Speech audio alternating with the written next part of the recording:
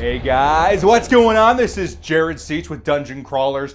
This weekend is just yet another weekend in the fantastic experience of getting a Star Wars movie once a year for the foreseeable future. And Rogue One was absolutely up to par with my expectations, if not exceeding my expectations.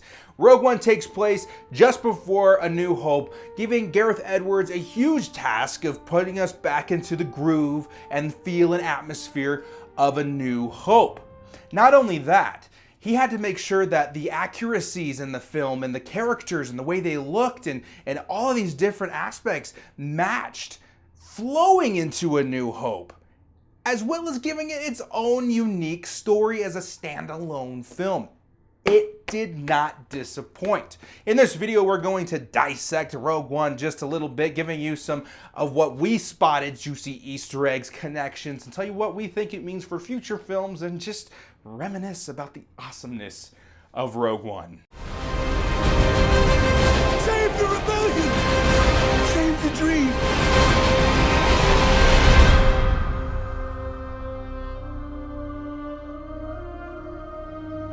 In the realm of Star Wars, Easter eggs have become more and more popular due to the fact that we're all fans of a franchise that started in the 70s. What makes us happy and gives us the feel-goods of a Star Wars fan is seeing something that we remember that brought us so much joy and happiness in our childhood and think, hey, there it is again. Good to see you, old friend. The first thing that you see at the beginning of the film is obviously the blue milk that's sitting in the Urso's household. Blue milk has been seen in very many of the Star Wars films, but it's awesome to see it again in this aspect. You knew my father?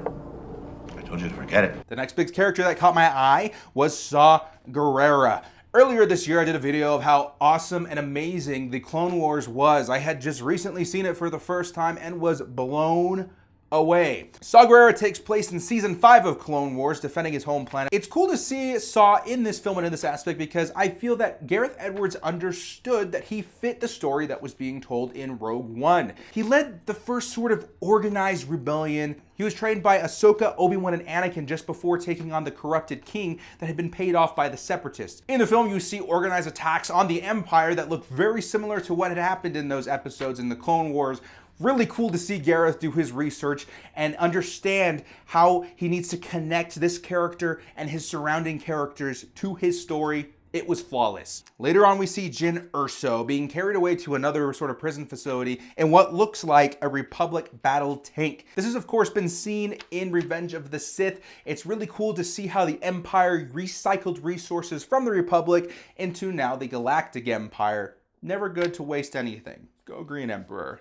It was also really funny when they're on Jeddah that they see that guy from A New Hope. I have the dust sentence on 12 systems.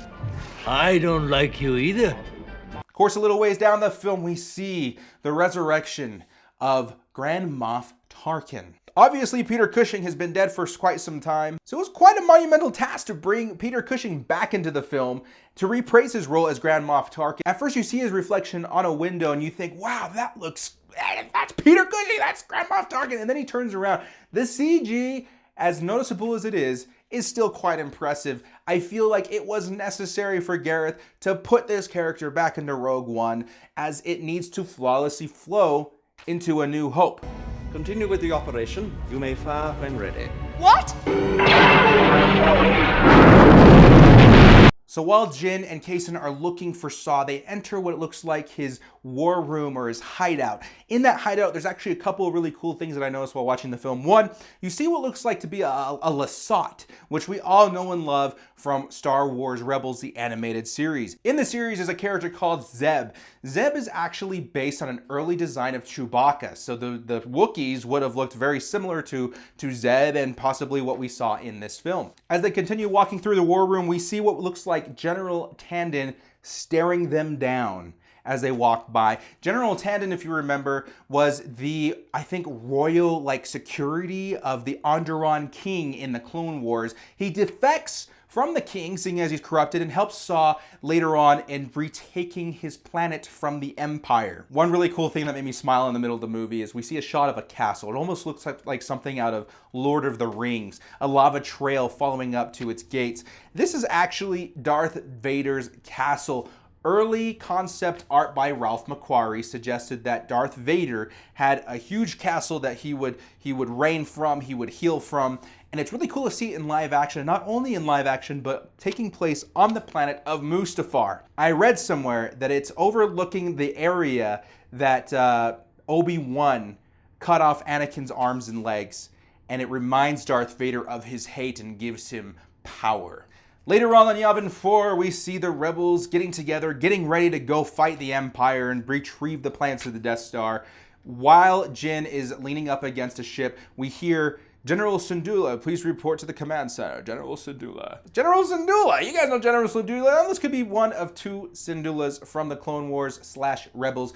There is Cham Syndulla, the rebel hero that takes back the Twi'lek planet. He's seen in both Clone Wars and Rebels. The more likely scenario is that it's Hera Syndulla, obviously one of the main characters from Clone Wars, so it's really cool to see that she might actually have made it not only into the movie, but ranked herself up to a general. This may give us a clue of what's to come later on in the Rebels series. To add on to the Rebels Easter eggs, this was something that I'm sure a lot of you saw in one of the trailers. The Ghost is seen flying side by side with the Rebel Alliance.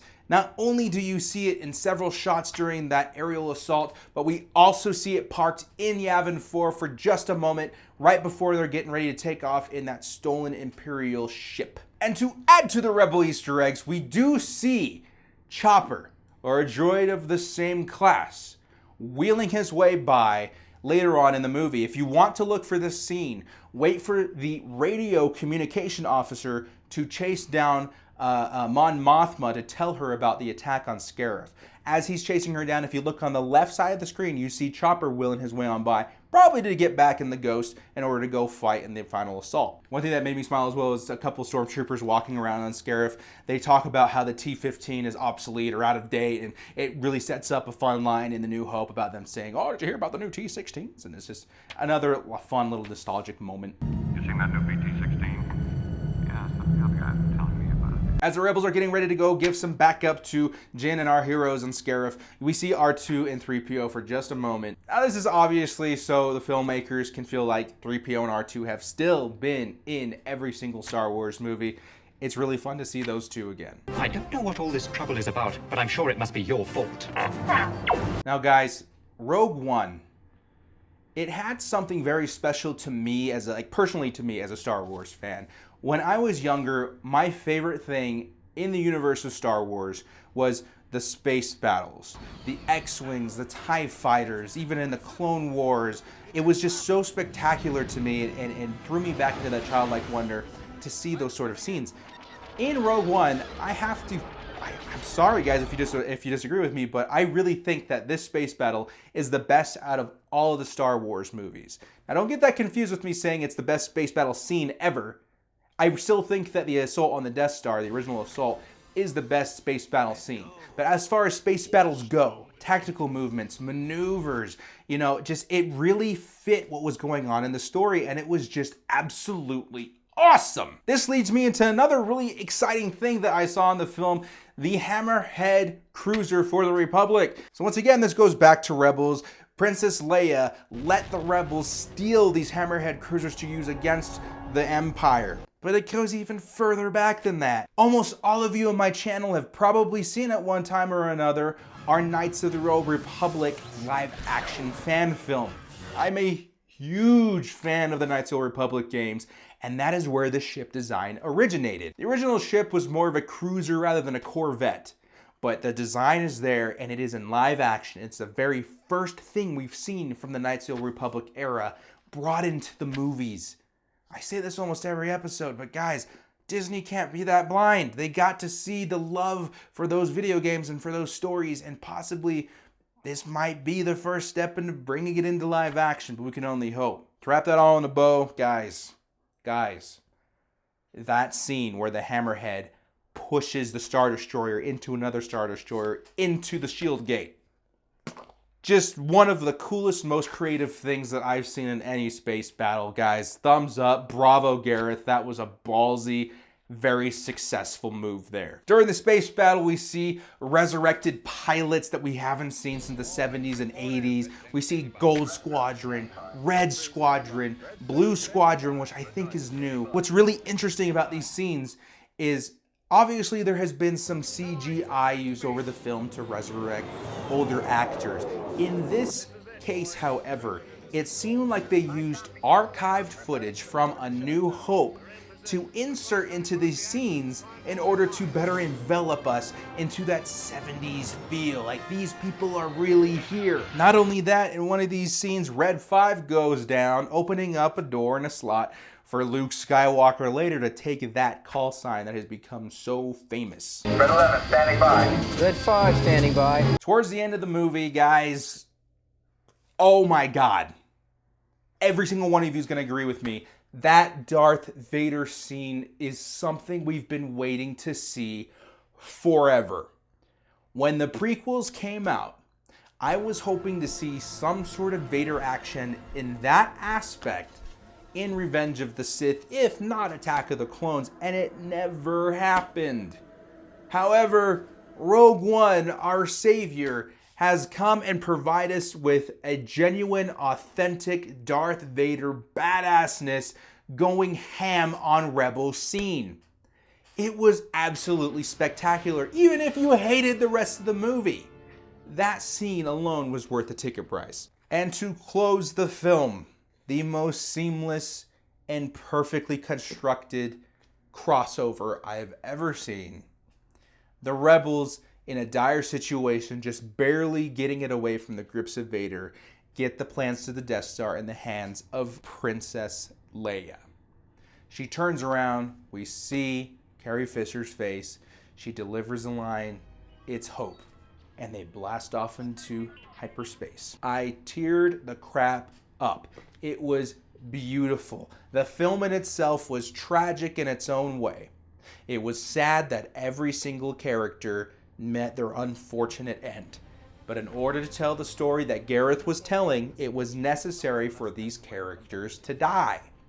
Had Jyn and Kaysen and all of these guys lived, there's no doubt that they would have been involved later on in the films. So guys, let us know what you thought of Star Wars Rogue One. Tell us if there's anything that you spotted in the film that we didn't put in this video. We want to put out more videos to better explain our feelings and predictions of the film. But for now, just enjoy the weekend, guys. Enjoy this moment. We're in a very rare and blessed time to be Star Wars fans, because for a long time we thought there was no more. We thought that it was done, it was over, and we could just cherish what we had. But now we've got new Star Wars content coming out every year for a long time. And I'm just going to enjoy every bit of the ride. So thank you guys for watching. Tell us what you thought of Rogue One. Leave your comments in the comment section below. Until next time, I'm Jared Seaich. May the Force be with you.